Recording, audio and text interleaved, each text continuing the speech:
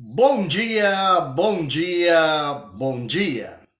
Que a graça, que a paz, que a misericórdia do nosso Senhor Deus Todo-Poderoso seja sobre vossas vidas nesta manhã. Hoje estamos, a quarta-feira, feriado aqui na República Federativa do Brasil, feriado nacional no dia de hoje. Hoje é 20 de novembro do ano 2024. E estamos nós aqui começando a nossa programação, a Bíblia, o Mate e o Amanhecer. Hoje estamos por primeira vez com a nossa programação também no Instagram. Também continuamos no nosso Facebook de Juan Carlos Teixeira Soares. E no Instagram, Pastor Juan Teixeira, Pastor Juan CNT. Estamos ali então no nosso Instagram, estamos também aqui no Facebook com a nossa programação do dia de hoje, da Bíblia, o Mate e o Amanhecer. Instagram, reitero, Pastor Juan, Pastor Juan CT. E no Facebook, Juan Carlos Teixeira. Mas vamos à palavra de Deus desta manhã, que é o que nos interessa. Nós estamos na cidade de Caciqui e desde aqui queremos levar uma palavra de Deus para todos vocês, desde a Igreja Luz para os Povos, que está situada na rua Prudente Domingues 440, aqui na Vila Popular, na cidade de Caciqui.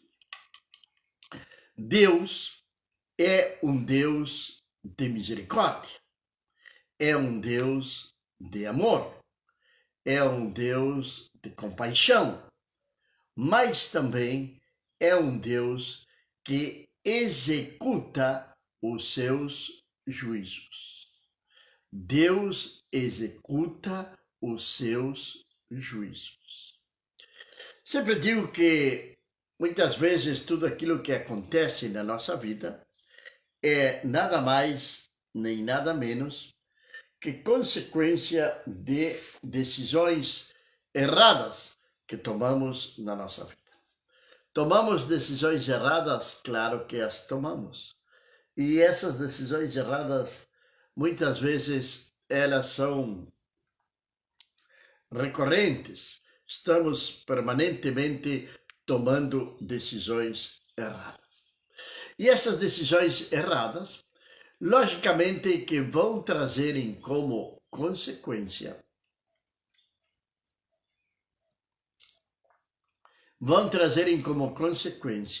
sobre nossas vidas problemas.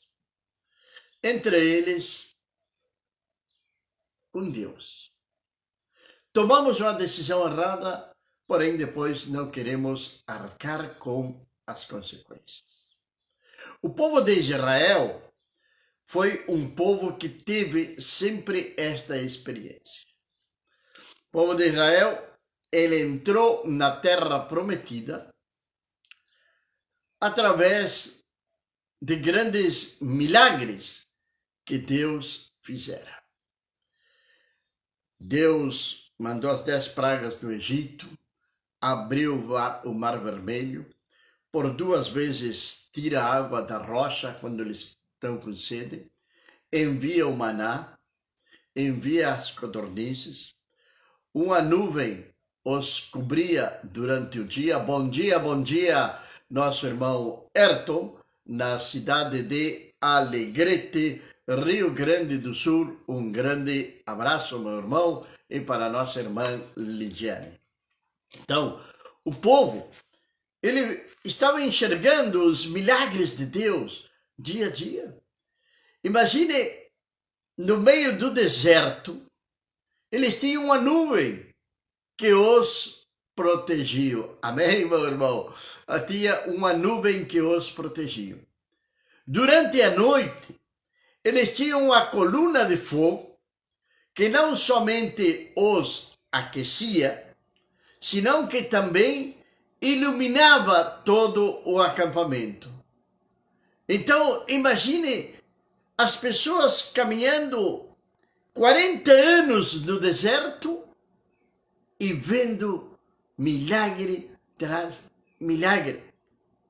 Mesmo assim, toda uma geração, como consequência da sua incredulidade, eles não vão entrar na terra prometida.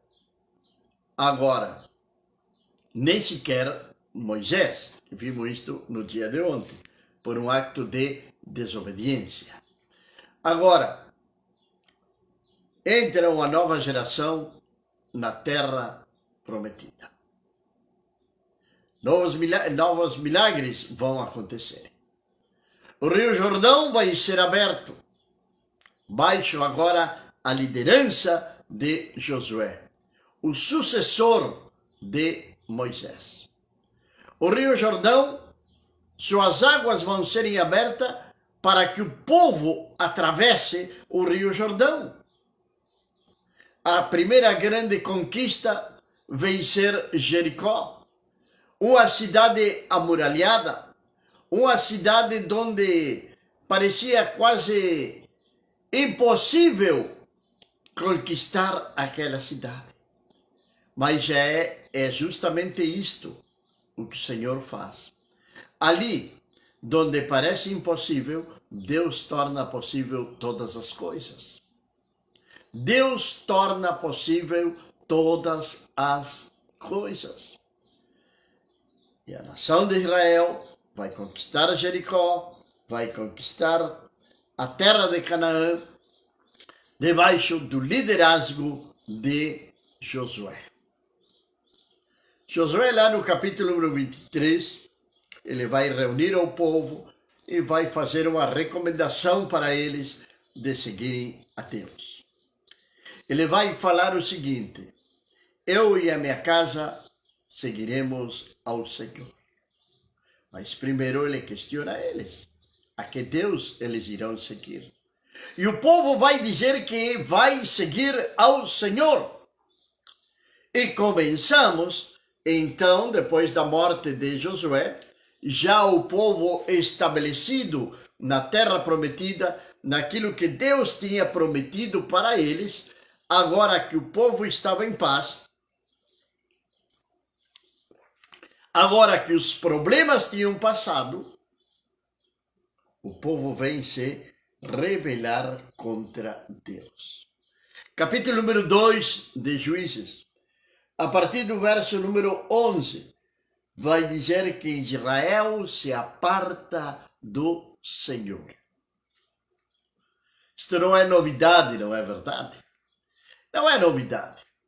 Não é novidade nenhuma, porque eu sempre digo que coisas que aconteceram na palavra de Deus com os homens de Deus ainda continuam acontecendo hoje. Porque a natureza humana ainda ela não mudou. A natureza humana continua sendo a mesma. Sempre a nossa carne está puxando ou está voltada para o pecado.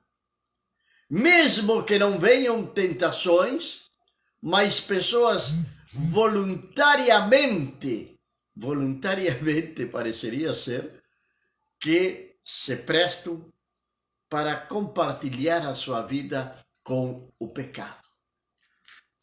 Se tornam voluntários do pecado. Ou melhor dito, voluntários do próprio Satanás. Forte, é triste, mas acontece. Pessoas que vêm em busca do Senhor porque estão sofrendo, porque estão doentes, porque estão desempregadas, porque têm problema com os filhos, porque têm problema no casamento, e poderíamos seguir buscando tantos outros problemas que essas pessoas podem ter. Seu irmão José, ali na cidade de São Francisco de Assis. Muito obrigado, meu irmão, que Deus abençoe sua vida, que a paz e que a graça do nosso Senhor Deus seja sobre você, sobre sua casa, sobre sua família. Tere Soares, Deus abençoe poderosamente a vida de Teresa. Que Deus abençoe ali na cidade de Artigas. Tanto tempo mesmo. Faz anos que não nós vemos. Ainda tinha cabelos pretos. Um grande abraço para ela, para toda a sua família, em nome de Jesus. Então, amados, vem, como se diz popularmente, as pessoas chegam ali, todas quebradas na presença de Deus. JK Santos no Instagram, bom dia, bem-vindo à nossa transmissão, que Deus abençoe tua vida.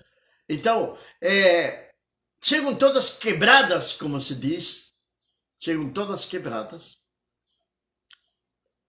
e Deus restaura. Sabe, quando nós chegamos ao Senhor, chegamos cheios de problemas, amarguras, ansiedades, alguns até em depressão. E Deus vai juntar todos aqueles cacos que ficaram caídos pelo caminho, porque viemos todo quebrado, vai juntá-los e vai fazer de nós uma nova criatura. E a palavra de Deus ainda vai nos dizer que as coisas velhas passaram, mas é aqui que todas são feitas novas. E o povo de Israel estava experimentando isto. Depois de mais de 400 anos de escravos, agora eles estavam em paz. Podiam ter os seus filhos, podiam criar os seus filhos. Devemos de lembrar, claro está, de que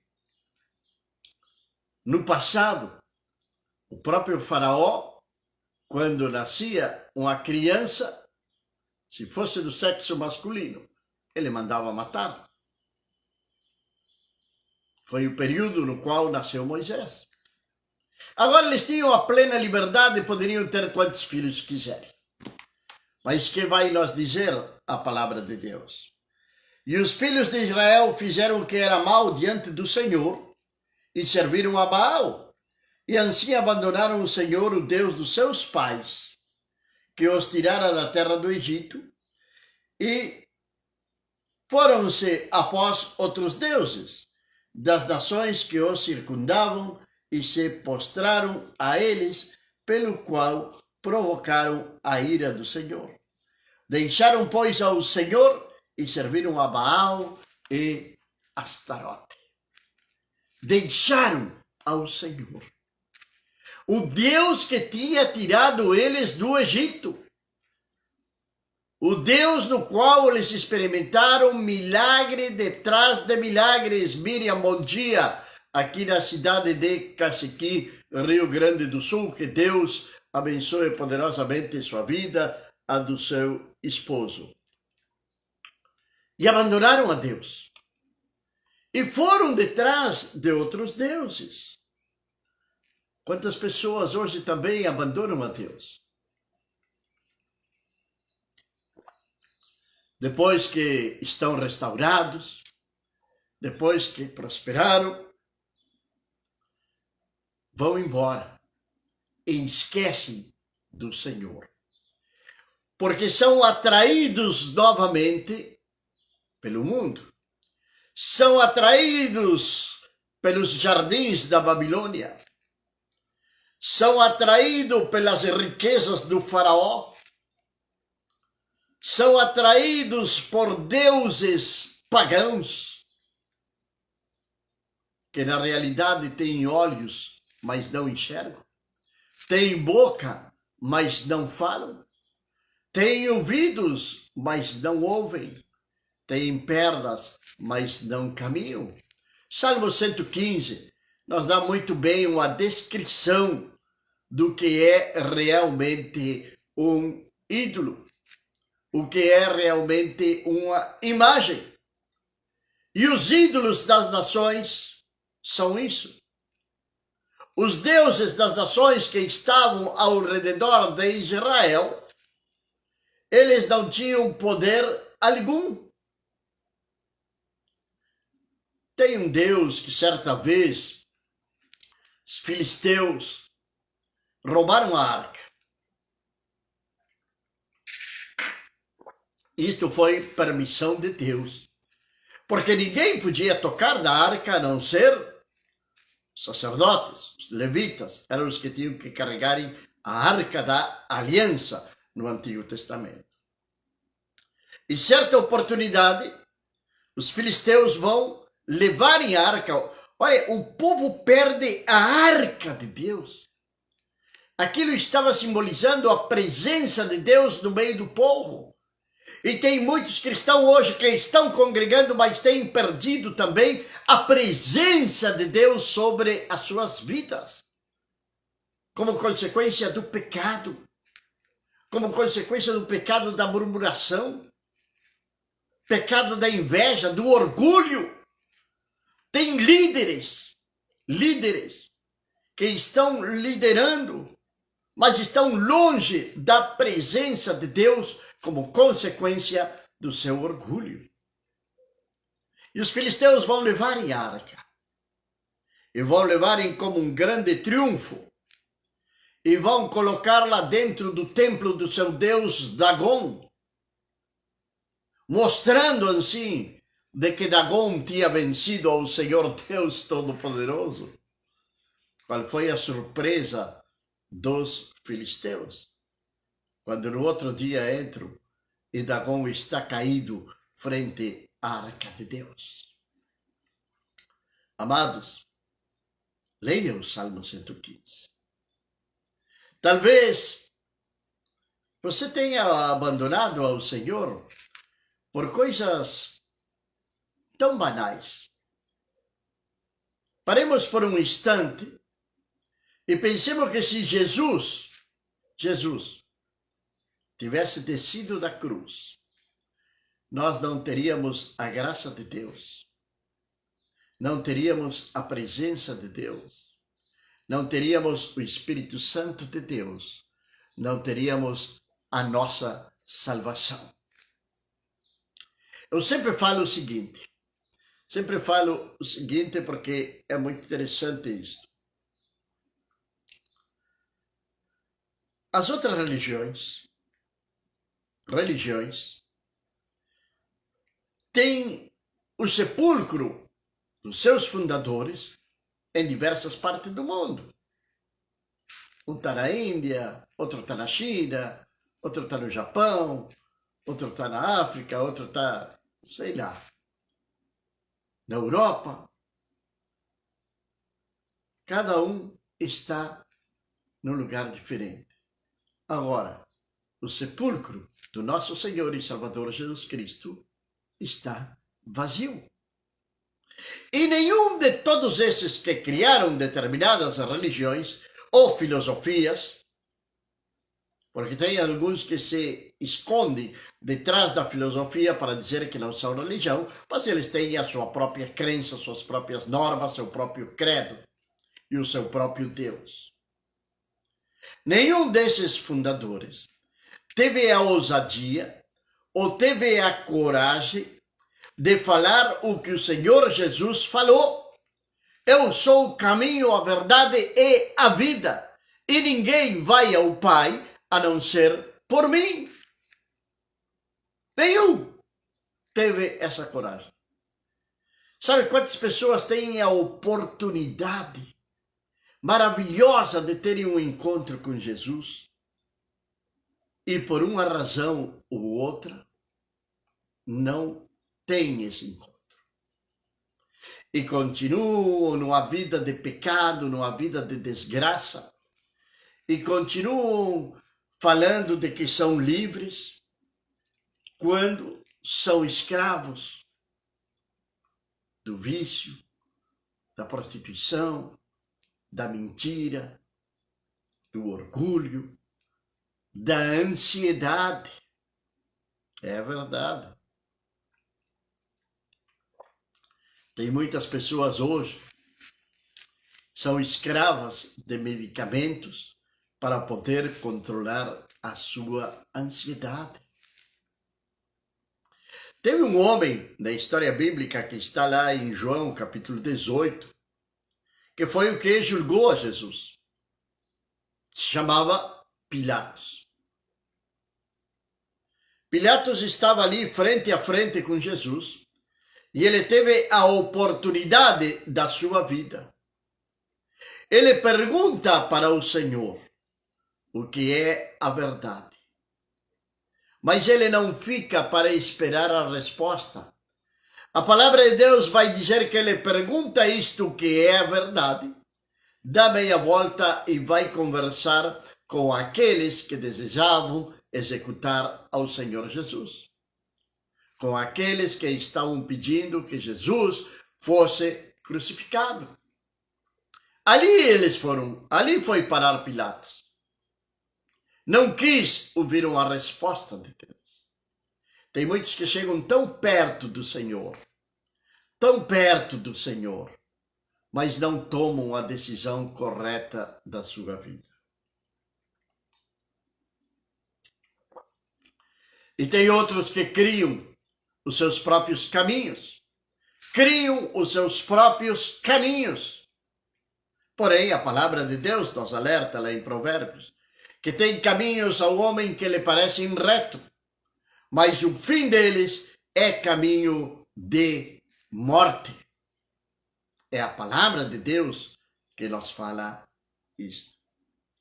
Agora, veja o que acontece com o povo de Israel, que estamos fazendo uma comparação do povo de Israel com os nossos dias de hoje, com as nossas próprias vidas.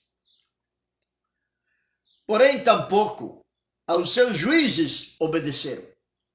Deus enviava juízes para eles. Você já deve ter ouvido alguma vez na sua vida a história de Sansão, pois Sansão foi um juiz de Israel, assim como também Gedeão, assim como também Jefté, assim como também Débora, enfim, teve vários juízes a nação de Israel. Agora, a palavra de Deus está nos dizendo que eles tampouco obedeceram aos seus juízes. E continua dizendo: porque se desviaram, seguindo outros deuses, e se postraram diante deles. Apartaram-se depressa do caminho pelo qual foram seus antepassados, os quais obedeciam os mandamentos do Senhor. Mas eles não fizeram assim. Eles tinham um exemplo daqueles que tinham obedecido ao Senhor. Eles tinham, já na terra de Canaã, eles tinham um exemplo de Josué, de Caleb. Caleb, com 80 e poucos anos, ele tomou um monte. Ainda lutava, ainda estava na guerra. Com seus 80 e poucos anos, não desistiu da promessa de Deus. Conquistou aquilo que era para ele. E talvez, esta manhã, estamos falando com pessoas que faz 10, 15, 30, 40, 50 anos que estão no caminho do Senhor, ou até mais. E ainda não conquistaram absolutamente nada. Ainda não chegaram aonde eles queriam chegar. Meu amigo, meu irmão, quem está te impedindo de chegar à tua promessa? Quem está te impedindo de chegar à terra prometida? Quem está te impedindo de experimentar a Canaã? Quem está te impedindo de experimentar a nova vida que Cristo te deu, mas que ainda em todos estes anos que anda com a Bíblia debaixo do braço, ainda não experimentou absolutamente nada? A glória de Deus sobre sua vida, sobre sua família. O Evangelho é poder de Deus. É um poder transformador. É um poder libertador. É um poder que nos cura, que nos liberta, que nos faz nova criatura. Isso é o Evangelho. O Evangelho não é uma simples história, é poder de Deus. Você tem aí na sua casa, tem nas suas mãos o poder de Deus. E tem lido, mas não tem entendido. E sempre anda à procura de outras coisas para poder ajudar a sua fé. Deixa eu contar uma história. O povo de Israel era como muitos de nós. Sempre querem experimentar algo novo. Sempre parece que o que tem os outros é melhor. Certa oportunidade, o médico recebe no seu consultório a um homem. Era um alfaiate. Com todos os seus exames, o médico olha para aqueles exames, examina o homem e vai dizer para ele que lhe restam pouco mais ou pouco menos de uma semana de vida. O homem ficou triste, cabisbaixo, mas antes de sair do consultório, pergunta para o médico: doutor, eu posso comer um prato de feijão? Sim, disse o médico. Total, ficava tão poucos dias para aquele homem. Ele foi para a sua casa e comeu aquele prato de feijão. Passou a semana, passou 15 dias, passou 20, passou anos, e aquele homem teve a sua saúde restaurada. Passaram seus anos e o médico tem outro caso semelhante, só que desta vez com um sapateiro. E a mesma pergunta, o homem, o sapateiro, vai perguntar para ele: e doutor, não tem nada mais que eu possa fazer? Não tem nada mais que eu possa fazer? Pois estava dado o diagnóstico, menos de uma semana de vida.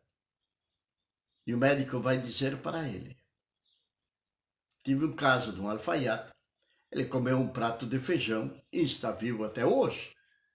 Então o sapateiro foi e comeu um prato de feijão. Antes da semana estava morto. Qual é a moral desta história? Que o que é bom para o alfaiate não é bom para o sapateiro.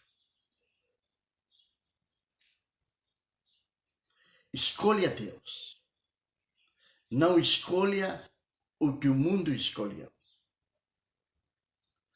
O que é bom para um filho de Deus não é bom para o mundo.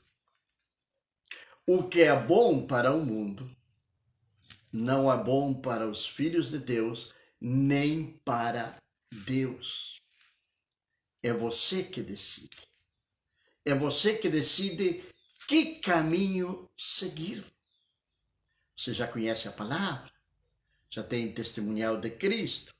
Ou se você não conhece, por acaso está hoje ouvindo, procure uma igreja séria, onde se prega o Evangelho, onde não estejam lhe extorquindo ou assaltando, mas procure uma igreja séria, onde você possa estar e entender e compreender a palavra de Deus. A salvação, ela é de graça. Ela é de graça. É um dom de Deus. Quero dizer uma coisa para vocês.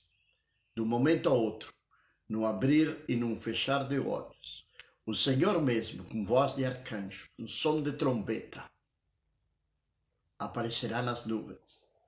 E os mortos em Cristo ressuscitarão primeiro. E logo nós, os que vivemos, seremos arrebatados juntamente com eles. Você quer fazer parte desse grande evento? Corra para os braços do Senhor. Pai amado e Deus do céu, nesta manhã, Senhor, eu te agradeço, Senhor, te exalto, te adoro, te glorifico, te dou toda a glória e toda a honra, meu Pai. Senhor, estamos na tua presença e quero orar a favor de cada um daqueles que que têm se conectado, que estão ali junto conosco, meu Deus. Senhor, tu conheces as suas lutas, tu conheces as suas provas, as suas dificuldades, meu Deus. Senhor, que tu venhas estender a tua mão de poder, Senhor Deus. Que tu venhas glorificar-te de uma maneira extraordinária. Que tu venhas trazer cura, que tu venhas trazer restauração. Que tu venhas, Senhor, cercá-los com teus anjos e livrá-los, Senhor Deus, de toda sorte de males, do homem, da mulher perverso. Daqueles que estão nos seus trabalhos, livra-os de toda sorte de acidente. Aqueles que estão caminho ao seu trabalho, leva-os em segurança, meu Pai. Dá-lhes graça, Senhor amado, para que tudo aquilo que eles venham fazerem ou tocarem venha a ser prosperado. Ali no escritório, na fábrica, onde estiverem trabalhando, meu Deus. Que a tua glória esteja sobre cada um deles, meu Deus. E declaramos uma quarta-feira abençoada no nome do nosso Senhor e Salvador, Jesus Cristo de Nazaré. Agradecemos a Deus pelo seu imenso amor, pela sua imensa graça e queremos dizer para vocês que no dia de amanhã, quando sejam 7 horas da manhã, estaremos novamente aqui com a Bíblia, o mate e o amanhecer. Deus abençoe.